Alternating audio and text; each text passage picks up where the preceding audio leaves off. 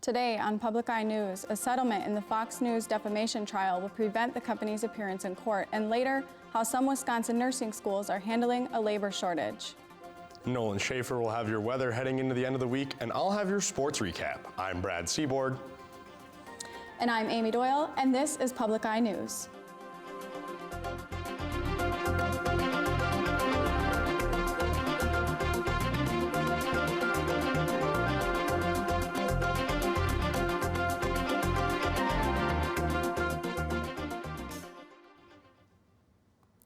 Supreme Court justices are expected to issue a ruling today as the court is reviewing whether women will face barriers getting a common abortion drug while a lawsuit is ongoing. Following a Texas trials court ruling, opponents of the drug are seeking to revoke FDA approval for the abortion pill mifepristone. The FDA gave its approval in 2000 and has since relaxed restrictions on its use, even allowing mail-in delivery in certain states. Restrictions on the medication are currently on hold.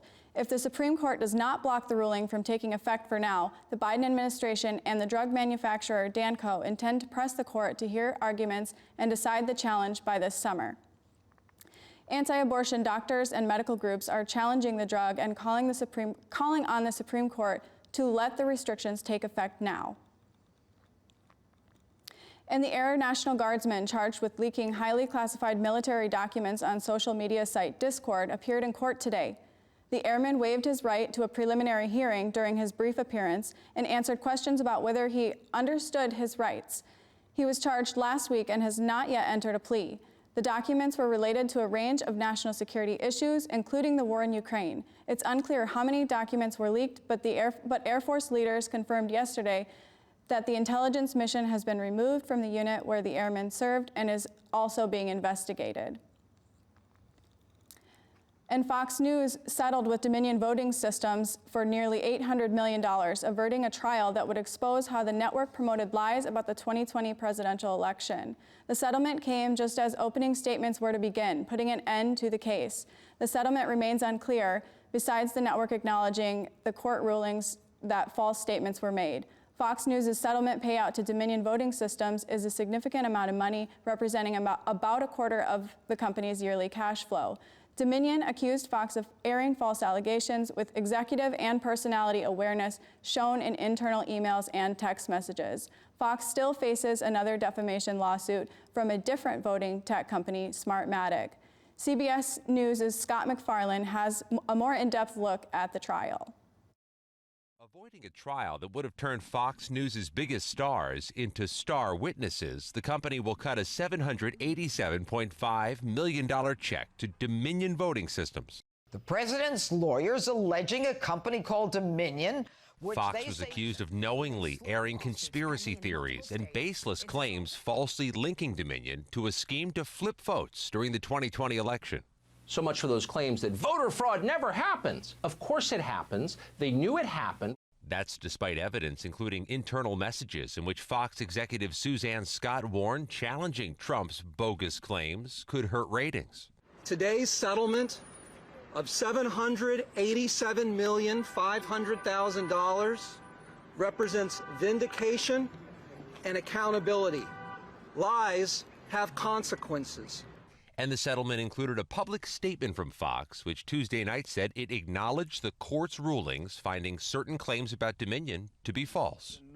But there was no requirement of an on-air apology or retraction, and Fox attorneys declined to speak to reporters outside the courthouse. The folks at Fox are big boys and girls, and they can say whatever statement they want in the future to recognize what they did and what this court found.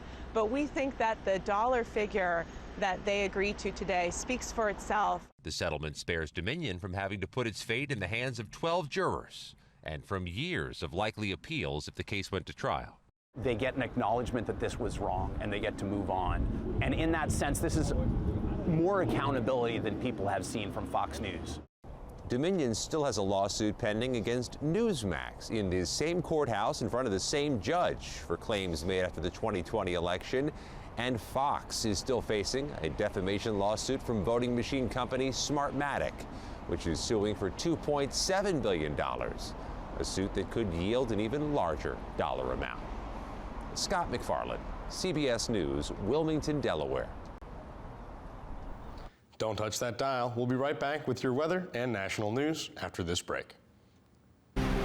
One of nature's greatest displays of might is the most iconic waterfall in the world. It's a force that shaped the region and created a natural realm unlike any other. As you travel upriver, the modern world seems to fall away. It feels like a trip back in time. Discover the many wonders of Niagara Falls. Tonight at 8. Hi, welcome back to Public Eye News. I'm Nolan Schaefer with your weather today. As we take a look at our sky cam, you can see we have cloudy skies in Marquette, and usually we have students enjoying our academic mall, but because of the weather, we have none. And looking forward to the weather across the UP. We have 36 degrees and cloudy in Houghton. We have a mix of rain and snow in Ironwood with 33 degrees. Iron Mountain, we have snow with 33 degrees temperature. In Menominee, we have clouds with a temperature of 34. Escanaba, some more snow and 37 degrees. We have rain in Manistee with 40 degrees as the temperature. In Sault Ste. Marie, we have 38 and cloudy. And in the lovely Marquette, we have 38 degree temperature and clouds. And as you can expect, we have cloudy skies with a temperature of 38 degrees with winds out of the east at 4 miles per hour, and the pressure is 30.11 inches and falling. And tonight you can expect a mix of rain and snow with a low of 32 and winds out of the east at 9 miles per hour. And tomorrow you can expect some rain with a high of 38 and a low of 32 and winds out of the north at 10 miles per hour. And looking forward to this weekend, Friday we have a high of 50 with some rain and a low of 32. Saturday as well, we have some rain with a high of 37 and a low of 29. And this Sunday, we have cloudy weather with a high of 34 and a low of 28. And that's our weather for today. Back to the desk. Thank you. Looks like we'll have to wait a little bit longer for that warmer weather to come. A parking garage collapsed yesterday around 4 p.m. in Lower Manhattan's financial district. One employee was killed and 5 other people were injured. Officials said that each concrete floor fell on top of one another all the way down to the cellular floor. 4 of the 5 injured were hospitalized and in stable condition, and the 5th refused medical treatment. The collapse left the building unstable, leaving firefighters to conduct searches with a drone and robotic dog due to the danger of the structure. Students at nearby Pace University were evacuated from an adjacent dorm and classroom building, and remaining classes were canceled for the evening.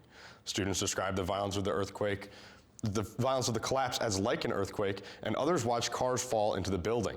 There's no official statement on what caused the collapse, yet City Buildings Department records show that the 3-story structure has been a garage since the 1920s and with no recent permits for construction. And new updates on the shooting of Kansas City teen Ralph Yarl. Yarl, shot in the head and the arm after going into the wrong house, is now in recovery at his home with his mother. The shooter has been identified as Andrew Lester, an 84-year-old white man. He told police officers that he shot Yarl out of fear of home invasion, and there is a dispute over Yarl pulling on Lester's storm door handle.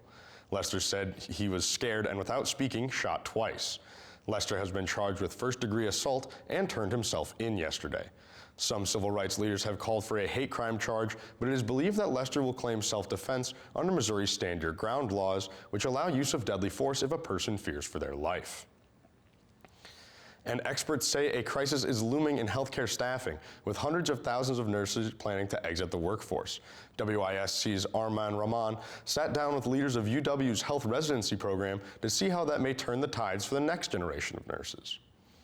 A lot of nurses quit in the first year of starting. But John Freiberg is not one of them. I don't really see myself going anywhere for a while. A fact he largely owes to UW Health's nursing residency that he just completed last month. I think a big part is, the skills and being able to kind of ease into being a nurse, but a lot of it is just having people there to support you. The 12-month program is one of 47 in the country. Residents learn clinical skills with existing nurses and every month take a different class with a group of their peers. Many nursing nursing schools had to change dramatically during the pandemic, and they weren't able to have hands-on skills the way that nurses are typically prepared. And so we wanted to kind of overcome that gap. Last year, the hospital hired 200 nurses, and so far this year, 54 have started. Residency leaders say they've had to adapt not just the training, but the support systems. Well, I think we've seen more anxiety, less confidence in their skills. You're sitting there and you're thinking like, oh my gosh, how am I ever gonna get to a point where I'm gonna be able to be a nurse like on my own without having anyone watch over me? Because it goes without saying, it's a hard job that's causing stress, early retirement, and burnout. Right now I'm working on the burn unit. You can find areas that you're good with and also be grateful for nurses that are doing things you're maybe not so comfortable with. And it's caused a shortage of thousands of nurses during the pandemic. Experts in Wisconsin say they haven't seen in over a decade. Nurses have really broad and in-depth training, so they can fill a lot of roles on the healthcare team. So when there's a shortage, we really feel that impact in terms of access. And hundreds of thousands more have their foot out the door. The best way we can impact that is to keep them in the profession. And so that's where having a program to understand their needs and to support them is very, very important. After this break, Brad will have your Public Eye Sports Recap. We'll be back after this. Our planet is at a pivotal moment. Climate change isn't coming, it's here. I'm Dr. M. Sanjan. In year 2 of this ambitious global project, we journey to the front lines of climate change in search of solutions, amazing, resilience. What's so impressive is the courage. And most of all, hope. Tonight at 9 o'clock on WNMU-TV. Welcome back. The NBA has announced that Golden State Warriors forward Draymond Green will be suspended for Game 3 of their first-round playoff series against the Sacramento Kings. In the fourth quarter of Game 2, Green stomped on the chest of Kings forward Domantas Sabonis after Sabonis appeared to grab Green's leg following a rebound. Sabonis was given a technical foul for the grab, but Green was given a flagrant 2, which comes with an automatic ejection. After Draymond's exit, the Kings took control and would go on to win the game and go up 2-0 in the series. This is the first time the Warriors have lost the first 2 games of a series in their last 28 playoff series.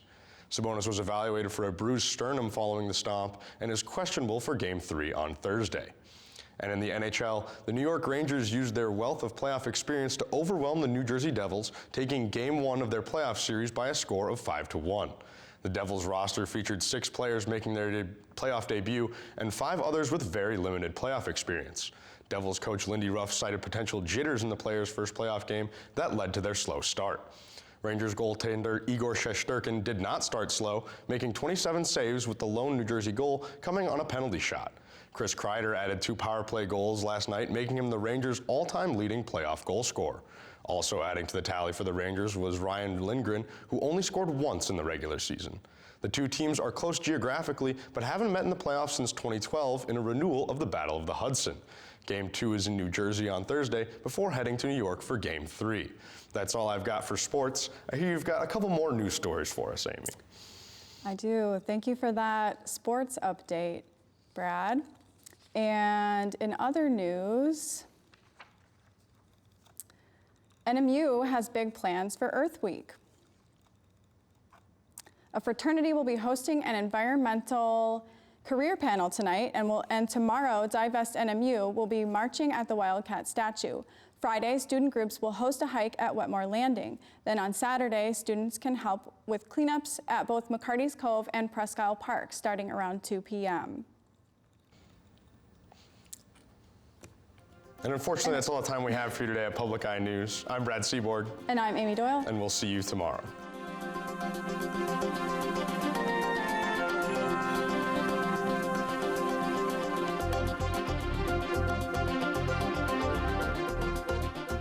The preceding program was produced by WNMU-TV, Northern Michigan University Public Television, in studios located in Elizabeth and Edgar Hardin Hall.